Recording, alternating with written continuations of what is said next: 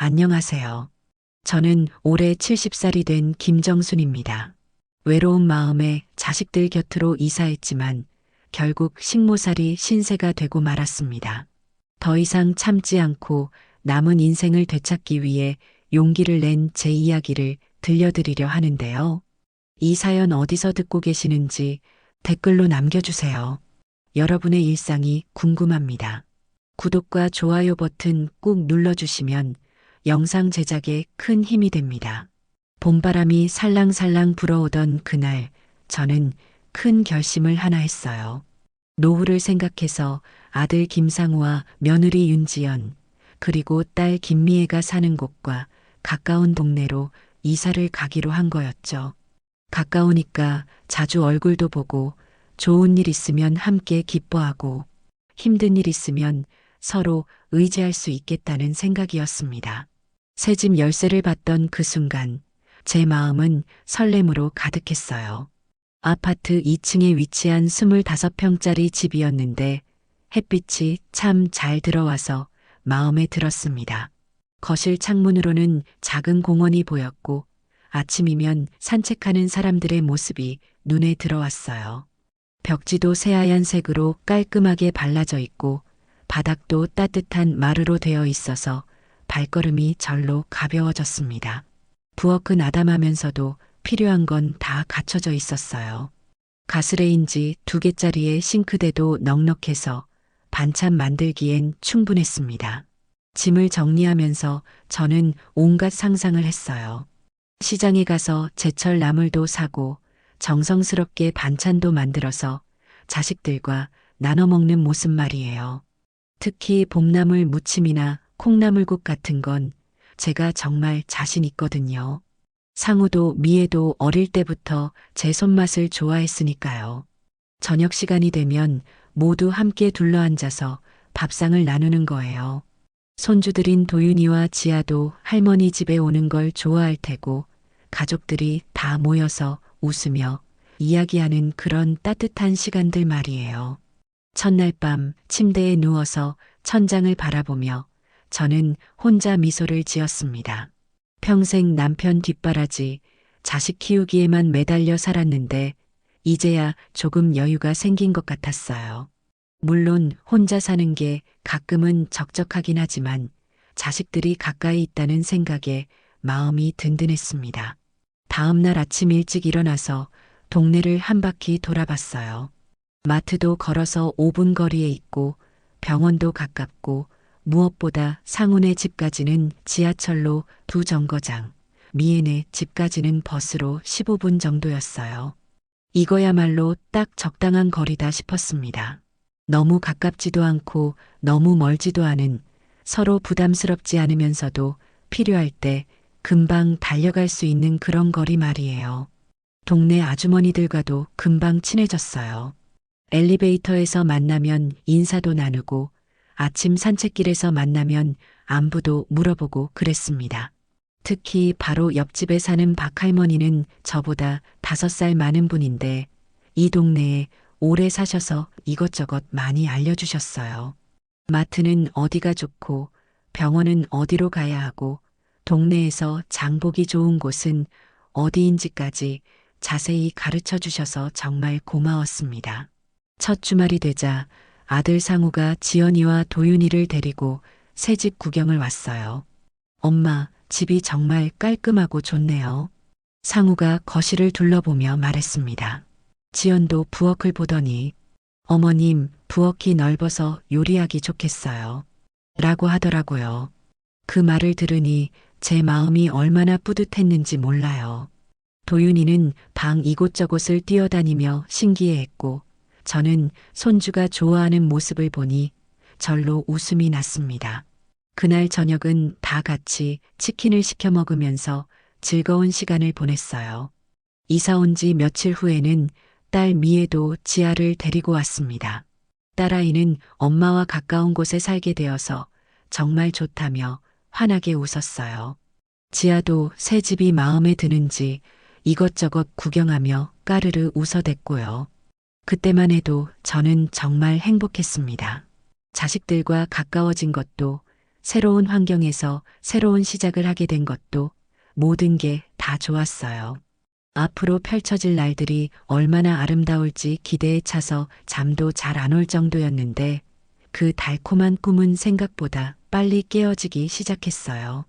이사 온 지 한 달쯤 지났을 때였어요. 금요일 저녁 설거지를 마치고 거실에서 TV를 보고 있는데 현관벨이 울렸습니다. 시계를 보니 8시 반쯤 되었을 때였어요. 문을 열어보니 상우와 지연 그리고 도윤이가 서 있었어요. 도윤이는 벌써 잠옷을 입고 있었고 손에는 작은 가방을 들고 있더라고요. 엄마, 갑자기 급한 일이 생겨서 도윤이 좀 봐주실 수 있을까요? 상우가 미안한 듯 말했어요. 지연은 뒤에서 화장을 다시 고치고 있었습니다. 물론이지, 괜찮다. 저는 웃으며 대답했어요. 손주를 돌봐주는 게 뭐 어려운 일이겠어요. 그런데 그들이 돌아온 시간은 다음 날 오후 2시였습니다. 도윤이는 밤늦게까지 할머니와 있는 게 신나서 계속 떠들어댔어요. 평소 9시면 자는 아이인데 11시가 넘도록 잠들지 못했습니다. 저도 덩달아 늦게 잠들 수밖에 없었고 다음 날 아침엔 8살 아이의 체력을 따라가기가 쉽지 않더라고요. 아침을 먹이고 씻기고 놀아주고 점심 먹이고 평소 조용했던 제 일상이 완전히 바뀌었어요. 물론 도윤이가 웃는 모습을 보면 피곤함은 금세 사라졌습니다. 다음 주 토요일에도 같은 일이 반복됐어요. 이번에는 저녁 7시쯤 왔는데 돌아간 시간은 일요일 오후 4시였어요. 그 다음 주말도 마찬가지였습니다. 어느새 주말마다 도윤이를 맡아보는 게 당연한 일이 되어버린 거예요. 처음에는 손주와 함께 있는 시간이 좋았어요. 같이 블록도 맞추고 그림책도 읽어주고 마트에 가서 아이스크림도 사주고 그랬습니다. 도윤이가 할머니 하며 따르는 모습을 보면 세상을 다 가진 것 같은 기분이었어요. 그런데 점점 몸이 힘들어지기 시작했습니다. 70살의 몸으로 8살 아이의 에너지를 감당하기엔 무리가 있었어요. 무릎도 아프고 허리도 뻐근하고 특히 아이가 늦게 자면 저도 덩달아 잠을 설쳐서 다음 날이 더 힘들었습니다. 어느 토요일 저녁이었어요. 도윤이와 함께 저녁을 먹고 있는데 아이가 갑자기 배가 아프다고 하더라고요. 열도 조금 있는 것 같았어요. 당황한 저는 아들에게 전화를 걸었는데 받지 않더라고요. 며느리 전화도 마찬가지였어요. 결국 혼자서 손자를 데리고 응급실에 갔습니다. 다행히 큰 일은 아니었고 감기 기운이라고 하더라고요. 그런데 만약 정말 큰 일이 생겼다면 제가 제대로 대처할 수 있을까 하는 두려움이 들더라고요. 밤늦게 집에 돌아와서 도윤이를 재우고 거실 소파에 앉았을 때 문득 이런 생각이 들었어요. 언제부터 주말이 이렇게 정해져 버린 걸까? 언제부터 저에게 묻지도 않고 당연하게 여기게 된 걸까? 그래도 손주니까 당연한 거라고 생각하려 했어요. 아들 상우와 며느리 지연도 열심히 일하고 가끔은 부부만의 시간도 필요할 테니까요. 어느 일요일 오후 도윤이를 데리러 온 아들이 말했어요. 엄마 덕분에 우리가 숨 좀 돌릴 수 있는 것 같아 정말 고마워요. 고맙다는 말을 들으니 그동안의 피로가 조금은 풀리는 것 같았어요. 역시 자식이고 손주인데 뭐 어려운 일이겠어요. 하지만 이 나이에 아이를 돌보는 건 힘든 일이었어요. 특히 힘들었던 건 도윤이가 할머니 집에서 자고 싶어 하지 않을 때였어요. 엄마 아빠가 그리워서 울음을 터뜨리는 아이를 달래는 것도 쉬운 일이 아니었습니다. 그럴 때면 저도 모르게 한숨이 나왔어요. 침대에 누워서 천장을 바라보며 생각했어요. 이게 내가 꿈꾸던 노후의 모습일까? 매주 주말마다 손주를 돌보고 아이 때문에 어디 나가지도 못하고 친구들과 약속도 미루고 창밖으로는 여전히 산책하는 사람들이 보였어요. 저도 저들처럼 여유롭게 산책하고 싶었는데 주말이면 그럴 수가 없었습니다. 아이와 함께 공원에 나가는 것과 혼자 여유롭게 산책하는 것은 완전히 다른 일이니까요. 그렇게 몇 달이 흘러갔어요. 어느새 저는 주말이 오는 게 반갑기보다는 부담스럽게 느껴지기 시작했는데 그런 저에게 평일까지 새로운 일들이 생기기 시작했어요. 어느 화요일 오후였어요. 점심을 먹고 설거지를 하고 있는데 현관문이 열리는 소리가 들렸습니다. 비밀번호를 아는 건 아들뿐인데 이상하다 싶어서 나가봤더니 딸 김미애가 큰 빨래 바구니를 들고 들어오고 있었어요. 한 손으로는 6살 지아의 손을 잡고 말이에요. 깜짝이야. 어떻게 들어온 거야? 제가 놀라서 묻자 미애가 씩 웃으며 답했어요. 오빠한테 비밀번호 물어봤어. 그러면서 빨래 바구니를 바닥에 털썩 내려놓더라고요. 바구니 안에는 옷가지들이 가득 들어 있었어요. 지아는 제 다리에 안기며 반갑게 인사했습니다. 할머니 보고 싶었어요. 지아를 안아주면서도 마음 한편으로는 뭔가 불편한 기분이 들었어요.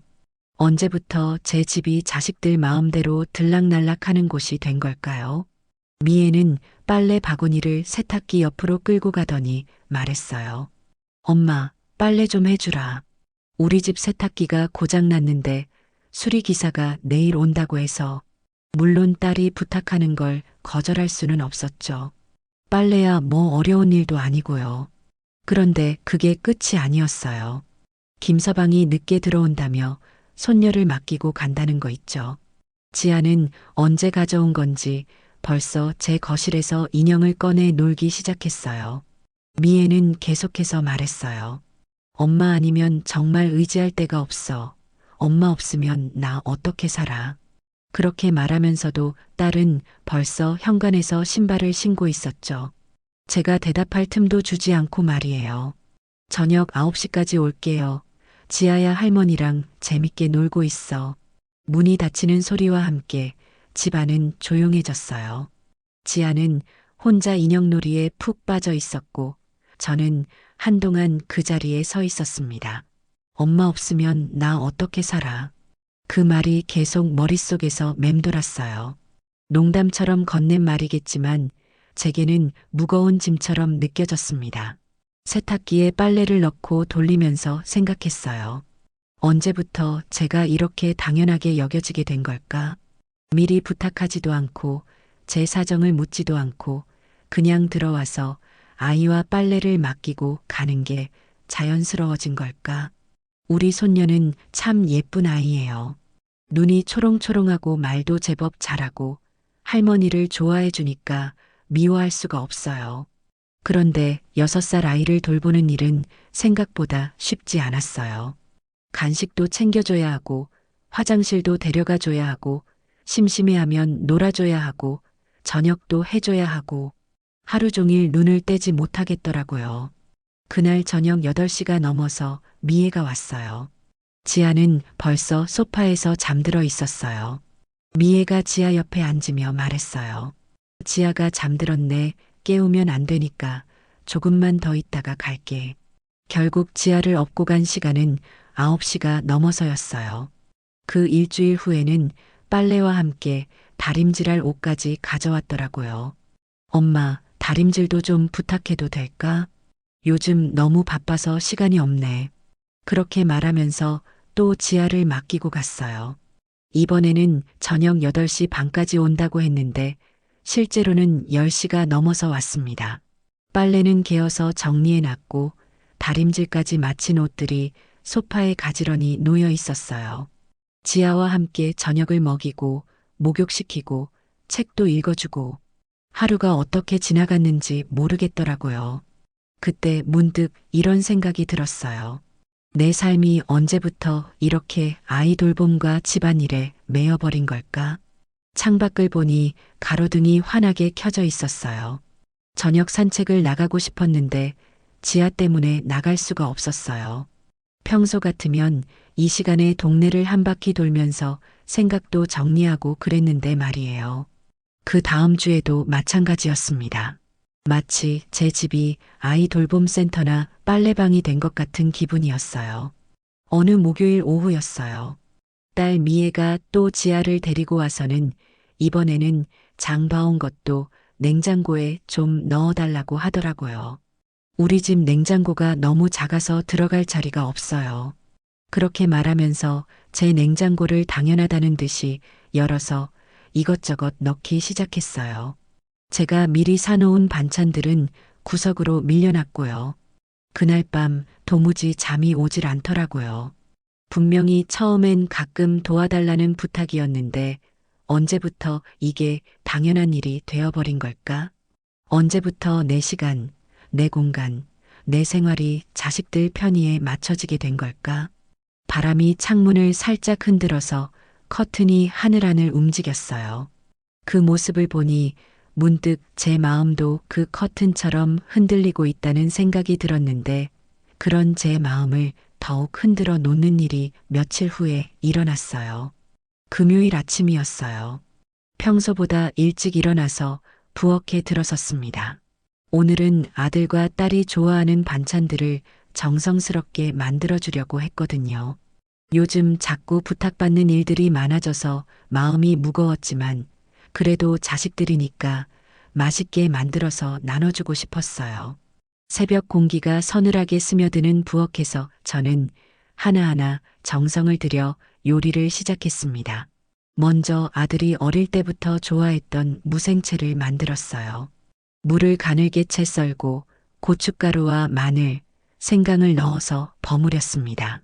손이 시려도 참고 찬물에 물을 여러 번 헹궈가며 아삭아삭한 식감이 나도록 신경 썼어요.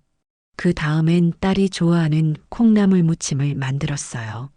콩나물을 삶을 때도 너무 오래 삶으면 아삭함이 없어지니까 시간을 재가면서 정확하게 맞췄습니다. 참기름 냄새가 부엌 안에 고소하게 퍼져나갔어요. 멸치볶음도 만들었어요. 멸치머리와 내장을 하나하나 떼어내고 팬에서 볶을 때도 타지 않게 약불로 천천히 볶아냈습니다.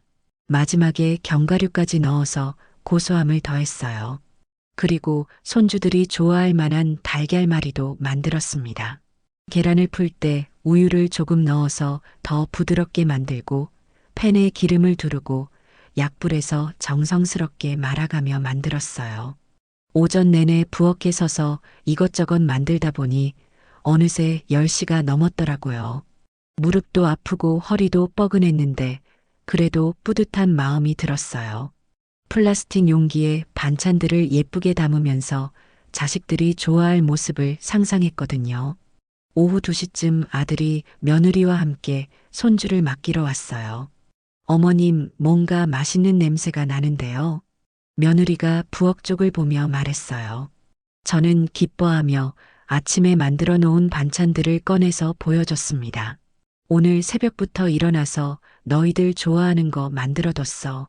자랑스럽게 말하면서 용기에 반찬을 담아주기 시작했어요. 무생채, 콩나물 무침, 멸치볶음, 달걀말이까지 하나씩 담아서 큰 봉지에 넣어줬습니다. 그런데 며느리가 무생채를 살짝 맛보더니 표정이 조금 이상해졌어요. 어머님, 이거 좀 짠 것 같은데요. 순간 제 마음이 철렁 내려앉았어요. 아침에 간을 볼 때는 적당했던 것 같았는데요. 저번에 주신 무생채도 너무 짜서 거의 못 먹었어요. 지연이 계속해서 말했어요. 아들도 옆에서 듣고 있었는데 아무 말하지 않더라고요. 제가 당황해서 다시 맛을 봤는데 그렇게 짠 것 같지는 않았어요. 그리고 콩나물 무침도 참기름을 너무 많이 넣으신 것 같아요. 지연의 말이 계속 이어졌어요. 저는 어떻게 대답해야 할지 몰라서 그냥 미안하다고만 했어요. 다음부터는 간을 좀 싱겁게 해주시면 좋겠어요. 지연이 마지막으로 말하면서 봉지를 들고 나갔어요. 아들 상우는 저를 보더니 작은 목소리로 말했어요. 엄마, 감사히 잘 먹을게요. 그렇게 말하고는 홀라당 며느리를 따라 나가더라고요.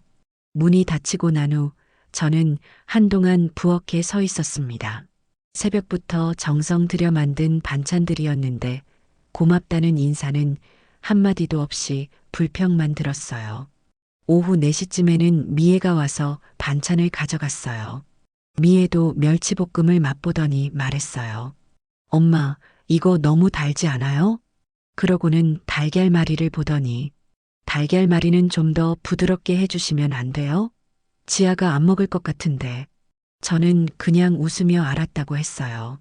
무슨 말을 해야 할지 모르겠더라고요. 손자를 재우고 나서야 혼자 남게 됐어요. 거실에 앉아서 창밖을 바라봤습니다. 해가 서서히 지고 있었고 하늘은 주황빛으로 물들어가고 있었어요. 참 예쁜 노을이었는데 제 마음은 전혀 예쁘지 않았습니다. 평생 요리해온 제가 간도 제대로 못 맞춘다고 하고 달걀말이도 제대로 못한다고 하고 그 말들이 가슴에 무겁게 내려앉았어요.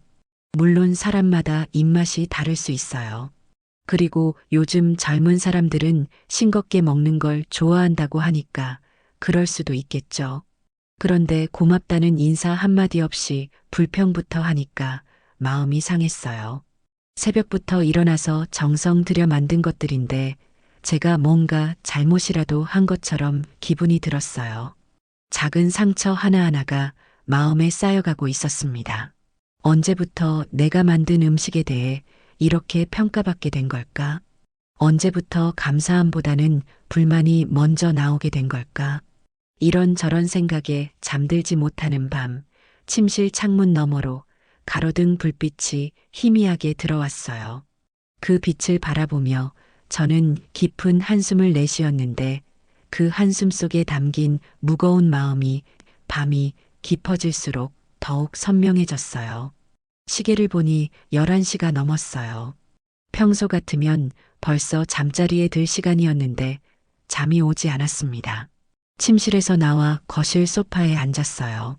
어둠 속에서 혼자 앉아 있으니 온갖 생각들이 머릿속을 맴돌았습니다. 창밖으로는 이제 막 지나가는 차 한 대의 헤드라이트가 벽에 잠깐 비쳤다가 사라졌어요. 깊은 밤의 고요함 속에서 냉장고 돌아가는 소리만 웅웅거렸습니다.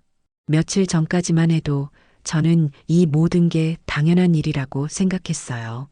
자식들을 위해 사는 게 엄마의 도리이고 손주를 돌봐주는 것도 할머니의 역할이라고 여겼거든요. 그런데 오늘 며느리의 말들을 듣고 나니 뭔가 다른 감정이 올라왔어요. 고맙다는 인사는 없이 불평만. 새벽부터 정성 들여 만든 음식에 대해서 말이에요. 그리고 미애도 마찬가지였어요. 언제부터인가 제가 해주는 모든 일들이 당연한 것처럼 여겨지고 있었습니다. 소파에 기대 앉아 천천히 생각해 봤어요.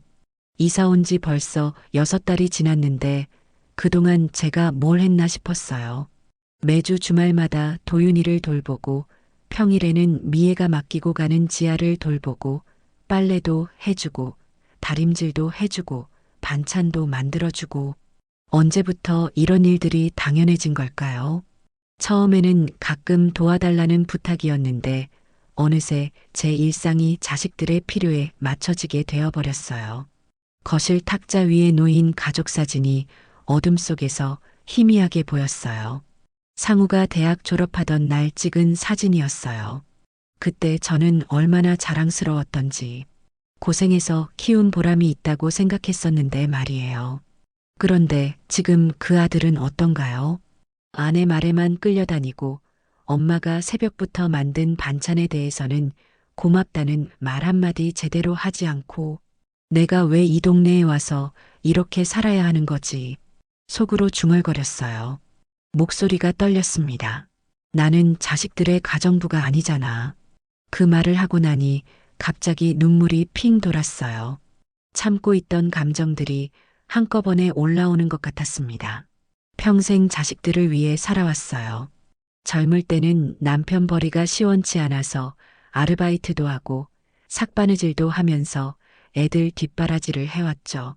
아들이 대학 다닐 때는 등록금 마련하려고 새벽부터 밤늦게까지 일했고 딸이 결혼할 때는 예물이며 혼수며 모든 걸 다 해줬어요. 그때는 힘들어도 보람이 있었어요. 자식들이 잘 되는 모습을 보면서 뿌듯함을 느꼈거든요. 그런데 지금은 저를 편리한 도구 정도로 여기는 것 같은 기분이 들어요. 아무 예고 없이 들어와서 아이를 맡기고 빨래를 가져다 놓고 만들어 놓은 반찬에 대해서는 불평만 하고 제 기분이나 상황은 전혀 고려하지 않아요. 창밖에는 이제 완전히 어둠이 내려앉았어요. 가로등만이 외롭게 서 있는 모습이 마치 지금의 제 모습 같았습니다. 환하게 빛을 내고 있지만 정작 아무도 그 빛에 대해 고마워하지 않는 눈물이 볼을 타고 흘러내렸어요. 처음에는 서운한 마음이었는데 생각하면 할수록 분한 마음이 더 커졌습니다. 왜 이렇게 되었을까요? 언제부터 저는 자식들에게 당연한 존재가 되어버린 걸까요? 휴대폰을 보니 자정이 다 되어가고 있었어요. 이 시간에 저를 걱정하는 사람은 아무도 없어요. 상우도 미애도 엄마가 혼자 어떤 마음으로 지내고 있는지 궁금해하지 않아요. 소파에 웅크리고 앉아서 울었어요. 목 놓아 울고 싶었는데 아이가 깰까봐 입을 꾹 막고 울었습니다. 어깨가 들썩거리고 눈물이 계속 흘러나왔어요. 70년을 살아오면서 이렇게 외롭고 서러운 적이 있었나 싶었어요. 남편이 살아있을 때도 힘들긴 했지만 그래도 옆에서 의지할 사람이 있었거든요. 지금은 정말 혼자예요. 자식들은 가까이 살고 있으면서도 정작 제 마음은 전혀 모르고 있어요. 참아왔던 모든 서운함들이 울분으로 바뀌어 가슴속에서 끓어오르고 있었어요. 더 이상 참을 수 없을 것 같았어요. 이대로 계속 살 수는 없다는 생각이 들었습니다. 새벽 1시가 넘어서야 겨우 잠자리에 들었어요. 마음속 깊은 곳에서는 뭔가 단단해지고 있는 걸 느꼈는데 그 단단함이 진짜 시험대에 오르는 날이 곧 찾아왔어요. 화요일 아침이었어요. 며칠 전부터 무릎이 아파서 잠을 제대로 못 잤어요. 계단 오르내릴 때마다 시큰거리고 앉았다 일어날 때도 휘청거릴 정도였습니다.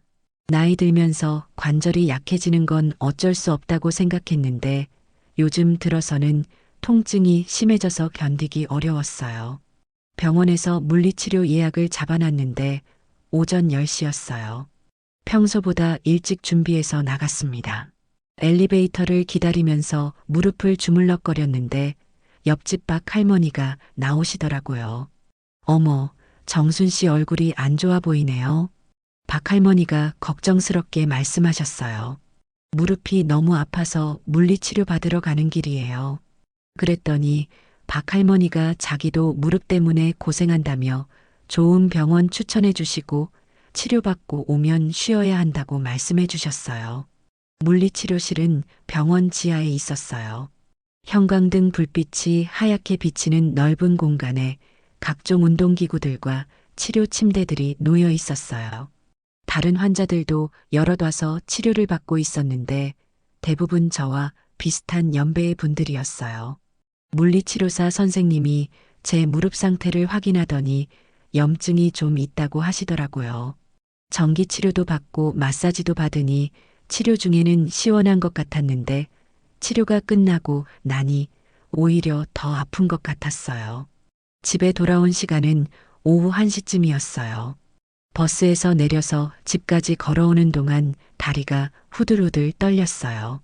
계단을 오를 때는 난간을 붙잡고 한 계단씩 천천히 올라가야 했습니다. 겨우 집에 도착해서 현관문을 열고 들어서자마자 소파에 털썩 주저앉았어요. 온몸이 무거워서 움직이기가 힘들었어요. 특히 무릎 부분이 욱신욱신 아파서 다리를 쭉 뻗고 있을 수밖에 없었습니다. 물 한 잔 마시고 싶어서 부엌으로 가려는데 다리에 힘이 들어가지 않더라고요. 소파 팔걸이를 짚고 천천히 일어나서 부엌까지 가는데도 숨이 찼어요.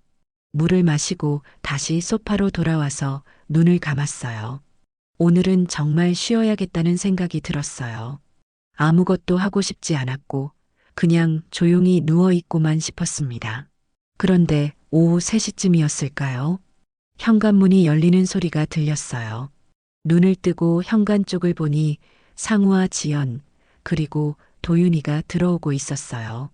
엄마, 집에 계셨네요. 아들 상우가 말하면서 거실로 들어왔어요. 며느리는 도윤이 손을 잡고 있었는데 아이는 벌써 할머니 집에 온 게 신이 나서 이리저리 뛰어다니고 있었어요.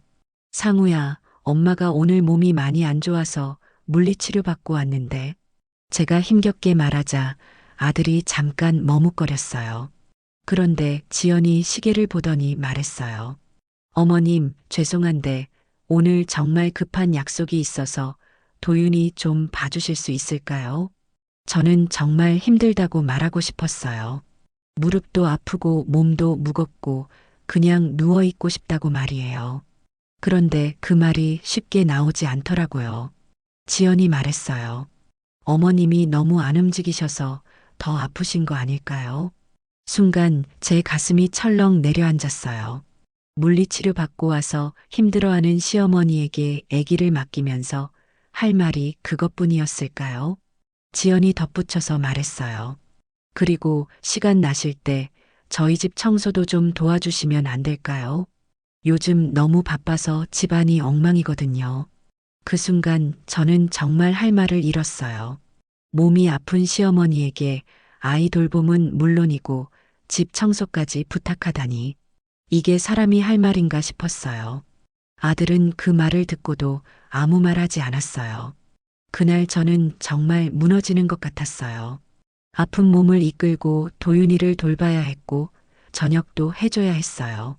아이는 활발해서 계속 놀아달라고 하는데 저는 소파에서 일어나는 것조차 힘들어서 미칠 노릇이었습니다. 도윤이가 배고프다고 하면 부엌에 가서 밥을 데워주고 목마르다고 하면 물을 떠다 주고 화장실 가고 싶다고 하면 따라가서 도와주고 평소 같으면 아무것도 아닌 일들인데 그날은 하나하나가 모두 고역이었어요. 저녁 9시가 되어서야 아들네가 도윤이를 데리러 왔어요. 그들은 맛있는 저녁을 먹고 온 것 같았어요. 기분 좋은 얼굴로 들어와서 도윤이를 데리고 그냥 가더라고요. 고맙다는 인사도 없이 어머니 몸은 괜찮으시냐는 안부 인사도 없이 말이에요. 그들이 떠나고 나서 저는 소파에 그대로 주저앉았어요. 온몸이 쑤시고 아픈데 마음은 더 아팠어요. 아, 이제 정말 끝내야겠다. 혼잣말이 절로 나왔어요. 더 이상 이렇게 살 수는 없다는 생각이 들었는데 그 생각은 밤이 깊어질수록 더욱 확고해졌어요. 시계가 10시를 넘기고 있었어요. 거실은 조용했고 창밖으로는 가로등 불빛만이 희미하게 들어오고 있었습니다. 무릎 통증 때문에 제대로 앉지도 못하고 소파에 비스듬히 기대고 있는데 마음속에서는 무언가가 끓어오르고 있었어요. 오늘 일어난 모든 일들이 주마등처럼 지나갔어요. 아픈 몸을 이끌고 병원에 가서 물리치료를 받고 힘겹게 집에 돌아왔는데 예고도 없이 들어와서 아이를 맡기고 간 아들놈과 며느리, 그리고 며느리가 한 그 말들. 어머님이 너무 안 움직이셔서 더 아프신 거 아닐까요? 우리 집 청소도 좀 도와주시면 안 될까요? 그 말들이 계속 귓가에서 맴돌았어요. 물리치료 받고 온 아픈 시어머니에게 어떻게 그런 말을 할 수 있는 걸까요? 그리고 아들놈은 왜 아무 말도 하지 않았을까요? 천천히 일어나서 침실로 들어갔어요. 무릎이 아파서 걸음이 느렸지만 마음만큼은 단단해지고 있었습니다. 침실 불을 켜고 옷장 앞에 섰어요. 옷장 위쪽 선반에는 먼지 쌓인 캐리어가 있었어요. 상우가 결혼할 때 신혼여행용으로 샀던 검은색 캐리어였어요. 자기 집에는 둘 곳이 없다며 저희 집에 가져다 둔 그 캐리어를 내려놓았습니다. 바퀴가 굴러가는 소리가 조용한 방 안에 또렷하게 울렸어요. 캐리어 지퍼를 열자 새 가방 냄새가 났어요. 그 냄새를 맡으니 문득 가슴이 뛰기 시작했어요. 먼저 옷부터 챙겼어요. 평소 즐겨 입는 편한 옷들을 골라서 하나씩 개어 넣었습니다. 봄옷, 여름옷 몇 벌씩 많이 가져갈 필요는 없었어요. 어디서 새로 시작하든 필요한 건 그때그때 사면 되니까요. 서랍에서 속옷과 양말들을 꺼내 담으면서 손이 떨렸어요.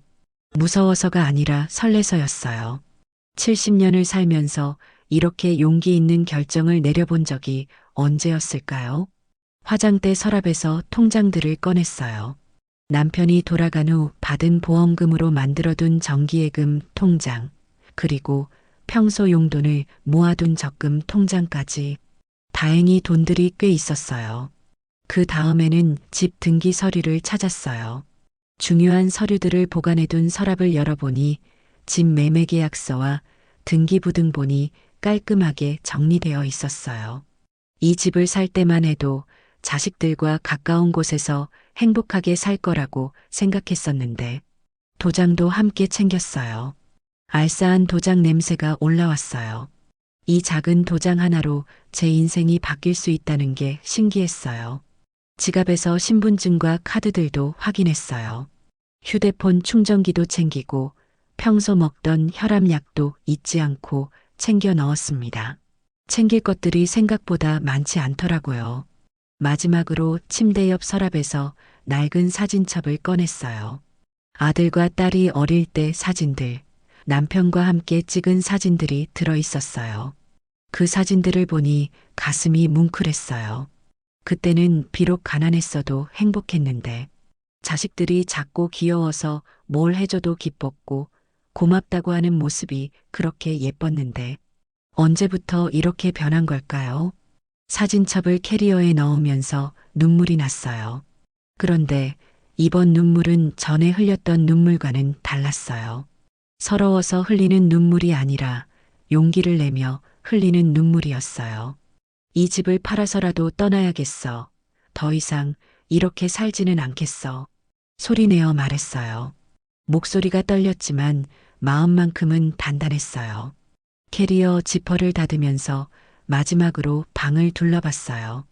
6개월 동안 살았던 이 방, 처음에는 그렇게 따뜻하고 포근하게 느껴졌던 이곳을 이렇게 빨리 내 발로 떠나게 될 줄은 몰랐어요.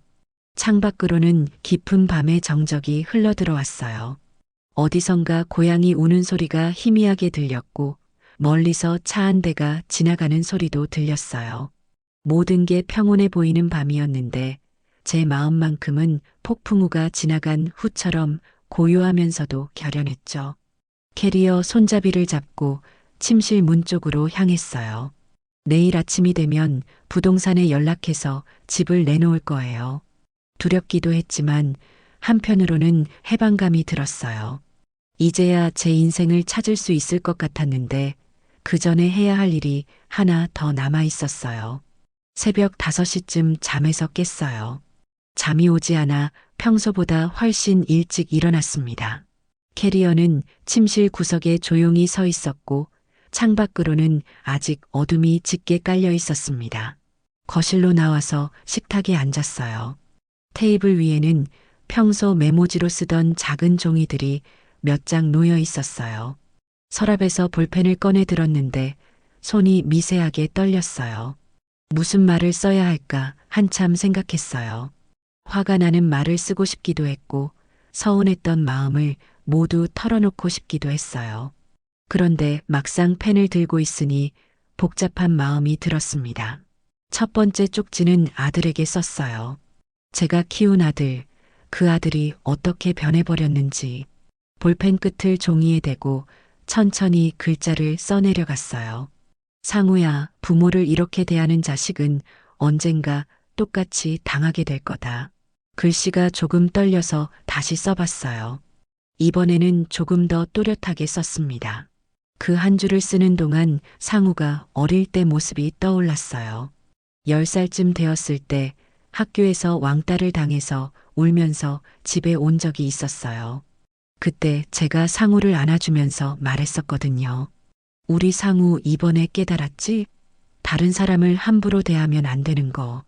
그때 상우는 고개를 끄덕이며 알겠다고 했었는데 지금의 상우는 그 말을 기억하고 있을까요? 두 번째 쪽지는 며느리에게 썼습니다.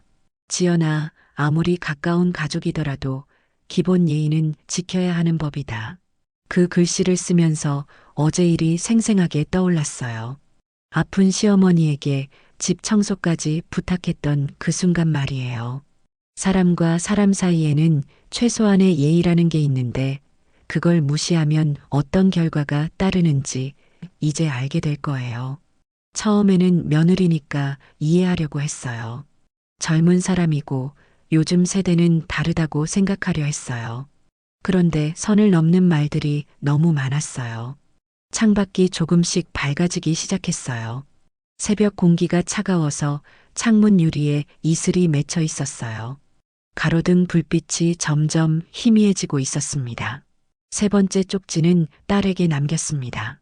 제 딸이지만 이제는 확실하게 말해줘야겠다고 생각했어요. 딸이라고 해서 엄마를 당연하게 여겨서는 안 된다는 것을요. 미애야, 엄마는 네 인생을 대신 살아주는 사람이 아니다. 이제 나도 내 인생을 살아갈 거다. 그 글씨를 쓰면서 미애가 했던 말이 떠올랐어요. 엄마 없으면 나 어떻게 살아? 그 말이 농담인 줄 알았는데 정말로 저를 그렇게 생각하고 있었던 거예요. 엄마는 자신의 불편함을 해결해주는 존재, 언제든 부를 수 있는 존재. 그런 식으로 말이에요. 각각의 쪽지에 글씨를 써내려가면서 지난 6달간의 일들이 주마등처럼 지나갔어요. 처음 이사 왔을 때의 설렘, 점점 늘어가는 부탁들, 고마움 대신 불평만 늘어가는 상황들, 그리고 어제의 거 충격적인 말들까지. 글씨 하나하나에 제가 느꼈던 서러움과 분노, 그리고 이제는 단호해진 마음을 담으려고 했어요. 평생 자식들 눈치를 보며 살았던 엄마가 아니라 이제는 제 목소리를 내는 한 사람으로서 쓰는 글이었어요. 볼펜을 놓고 쪽지들을 다시 읽어봤어요.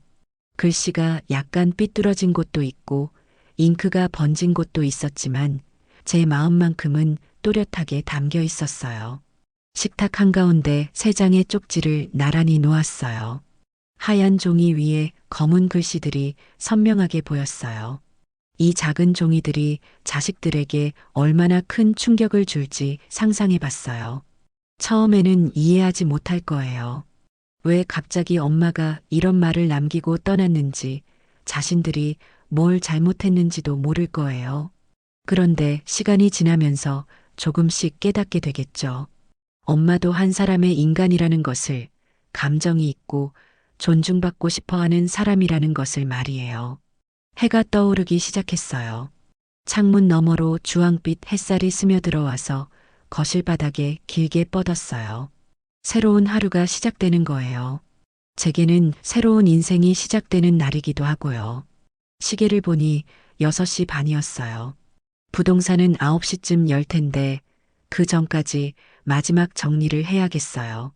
쪽지들을 다시 한번 정리해서 놓고 일어났어요. 이제 정말 떠날 준비가 끝났어요. 뒤돌아보지 않고 새로운 곳에서 새로운 시작을 할 거예요. 식탁 위에 3장의 쪽지가 아침 햇살을 받아 하얗게 빛나고 있었어요. 제가 새로운 곳으로 떠난 지 사흘이 지났을 때였어요. 아들 상우가 주말에 도윤이를 맡기러 제 집에 왔다가 이상한 상황을 눈치챘다고 하더라고요. 현관문 앞에 부동산 전단지가 붙어 있었거든요. 상우는 처음에 부동산 광고 스티커인 줄 알았다고 해요. 그런데 스티커를 자세히 보니 매물 정리 완료라고 적힌 빨간 글씨가 선명하더래요. 뭔가 잘못됐다 싶어서 급하게 문을 열고 들어갔는데 집 안 분위기가 완전히 달라져 있었대요. 평소 거실에 놓여있던 제 물건들이 하나도 보이지 않았겠죠. 방마다 돌아다니며 찾아봤는데 제 흔적은 어디에도 없었어요. 옷장은 텅 비어 있었고 화장대 위에 늘 놓여있던 화장품들도 모두 사라져 있었죠. 그때 식탁 위에 놓인 3장의 쪽지를 발견했대요. 상우는 떨리는 손으로 자신의 이름이 적힌 쪽지를 집어들었어요. 그리고 그 내용을 읽는 순간 얼굴이 하얗게 질렸다고 해요. 부모를 이렇게 대하는 자식은 언젠가 똑같이 당하게 될 거다. 그 글씨를 보는 순간 상우는 무릎에 힘이 풀렸다고 했어요. 의자에 주저앉으면서 이게 현실인지 꿈인지 분간이 안 됐다는 거예요. 급하게 딸 미애에게 전화를 걸었대요. 전화를 받은 미애는 처음에 무슨 소리냐며 믿지 않았어요. 엄마가 갑자기 사라질 리 없다고, 어딘가 놀러 갔을 뿐이라고 생각했대요. 오빠, 농담하지 마. 엄마가 갈 데가 어디 있다고. 미애가 말했지만 상우의 목소리는 진지했어요. 미애야, 지금 당장 와봐. 엄마가 정말 없어. 1시간 후 미애가 남편과 함께 달려왔어요. 집 안을 둘러본 미애의 얼굴도 창백해졌대요. 정말 엄마의 흔적이 어디에도 없었거든요. 식탁 위에 쪽지를 보고 미애는 주저앉았어요. 자신에게 남긴 쪽지를 읽으면서 손이 바들바들 떨렸다고 해요. 엄마는 네 인생을 대신 살아주는 사람이 아니다. 이제 나도 내 인생을 살아가겠다. 엄마가 정말 떠나신 거야. 미애가 울먹이며 말했어요. 그제야 현실이 실감난 거죠.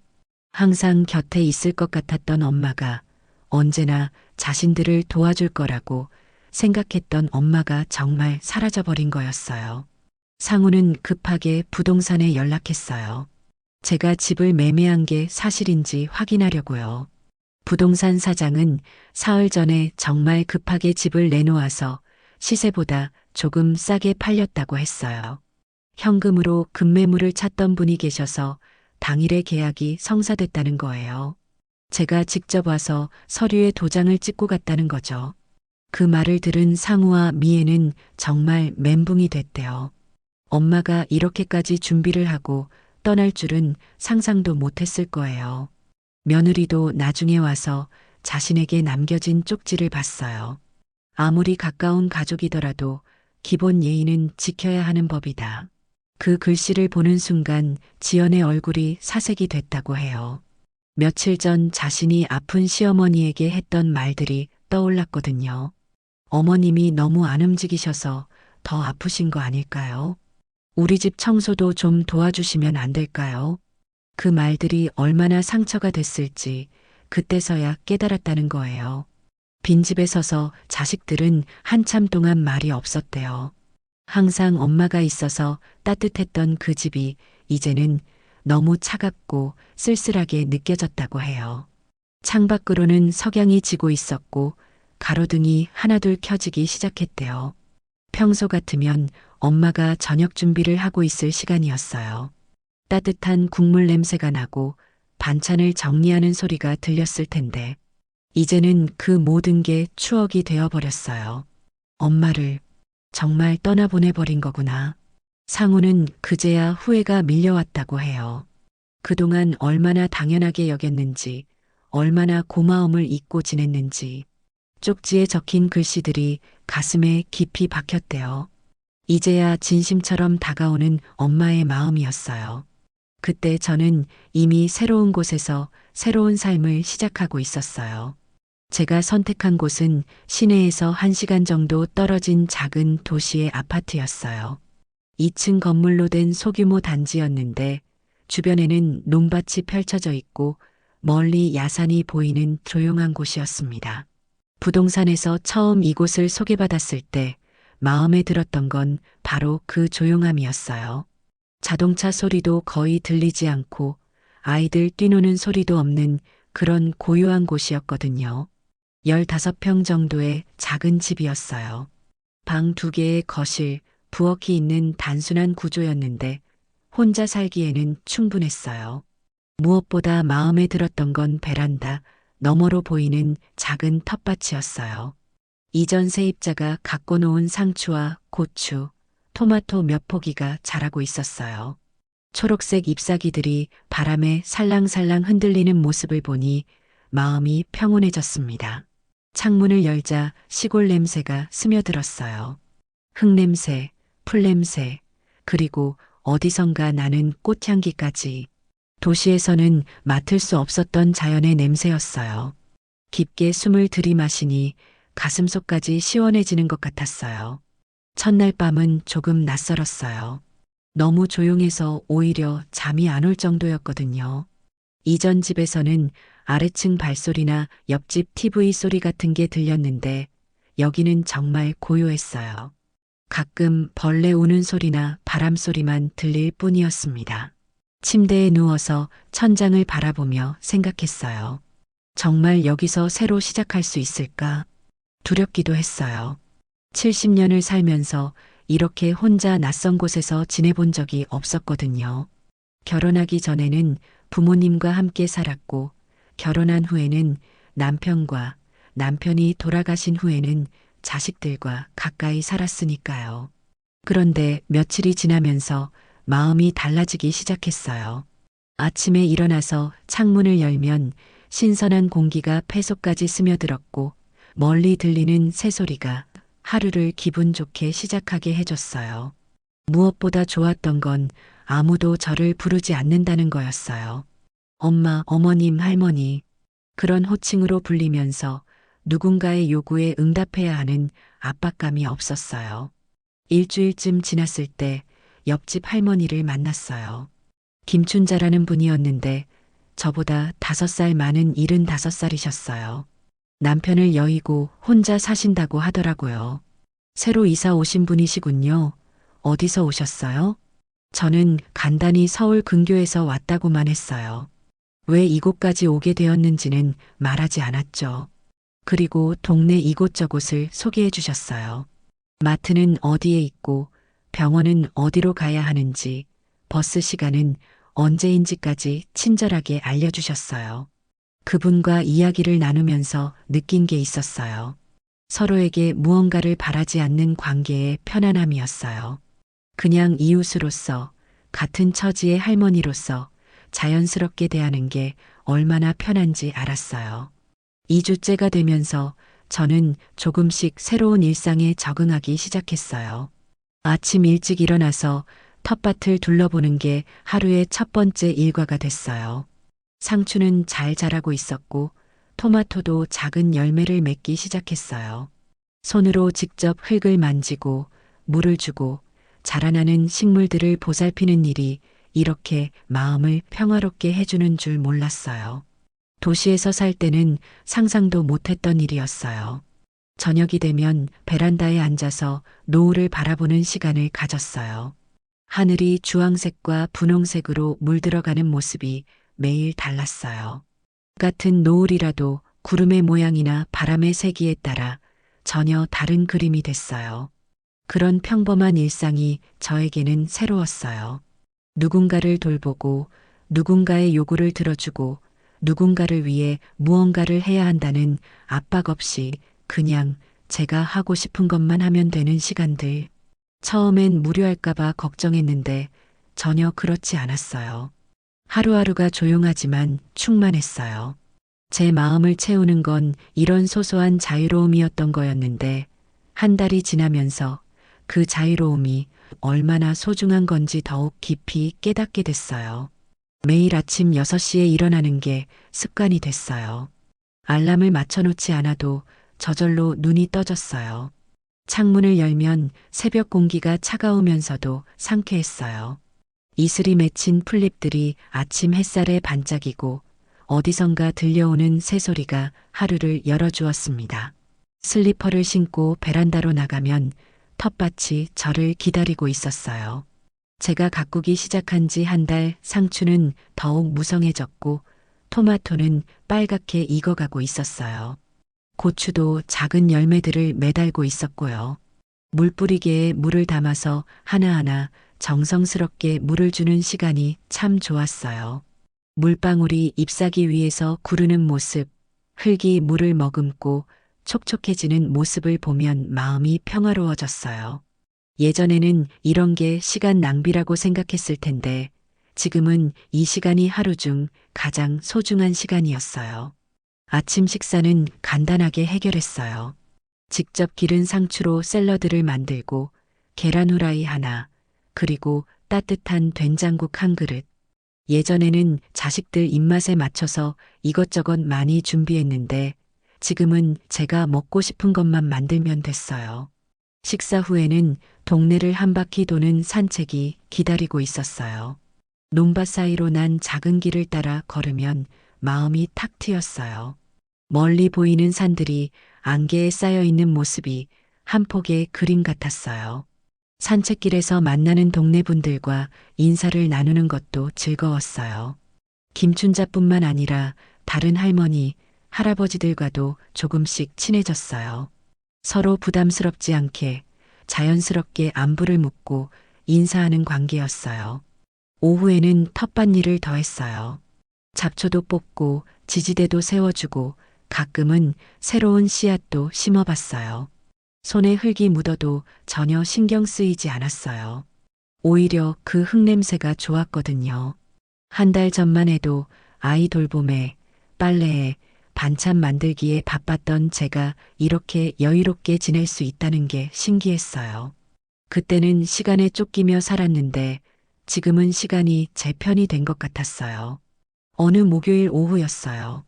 텃밭에서 빨갛게 익은 토마토를 따고 있는데 휴대폰이 울렸어요. 화면을 보니 아들이었어요.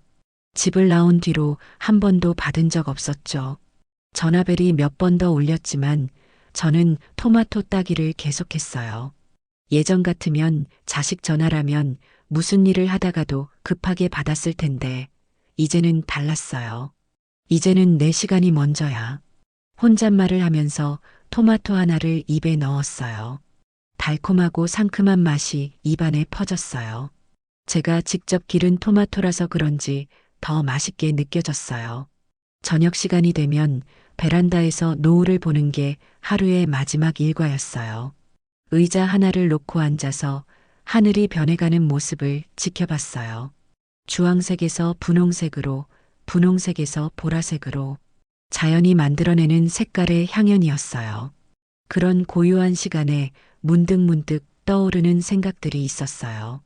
자식들은 잘 지내고 있을까? 손주들은 건강할까? 그런 생각들이 스치긴 했어요. 그런데 예전처럼 걱정되거나 안쓰럽지는 않았어요. 이제는 그들도 스스로 해결해야 할 몫이라는 생각이 들었거든요. 어느 날 춘자 할머니가 말했어요. 정순 할머니 많이 편해 보여요. 처음 왔을 때보다 표정이 훨씬 밝아졌어요. 그 말을 들으니 정말 그런 것 같았어요. 거울을 보면 얼굴에 주름은 있지만 표정이 평온해 보였어요. 예전에는 늘 뭔가에 쫓기는 듯한 표정이었는데 이제는 여유가 느껴졌어요. 평생 자식들을 위해서 살아왔는데 이제야 제 인생을 살고 있다는 실감이 났어요. 70년을 살아오면서 이렇게 마음이 평안했던 적이 언제였을까 싶었어요. 부모와 자식도 결국은 서로 존중해야 함께할 수 있는 거라는 생각이 들었어요. 일방적으로 희생만 요구하는 관계는 오래 갈 수 없다는 것을요. 창밖으로는 또 다른 노을이 지고 있었어요. 내일도 모레도 이런 평온한 하루가 기다리고 있을 거예요. 제 새로운 날들이 이제 막 시작되고 있는 거였어요. 네, 지금까지 정순 할머니의 이야기 들어보았는데요. 부모도 한 사람의 인간이라는 것, 존중받을 권리가 있다는 것을 알아주셨으면 해요. 평생 자식을 위해 살았다고 해서 늙어서까지 그 사랑을 당연하게 여겨서는 안 된다는 거예요. 가족이라는 이름으로 서로를 함부로 대해서는 안 돼요. 진짜 사랑이라면 상대방의 마음도 헤아려야 하고 고마움도 표현할 줄 알아야 합니다. 여러분도 기억해 주세요. 부모와 자식 모두가 서로 존중할 때 진정한 가족이 될 수 있다는 것을 말이에요. 정순 할머니에게 위로와 응원의 댓글 남겨주세요. 큰 힘이 됩니다. 구독과 좋아요 버튼 꾹 눌러주시고 오늘도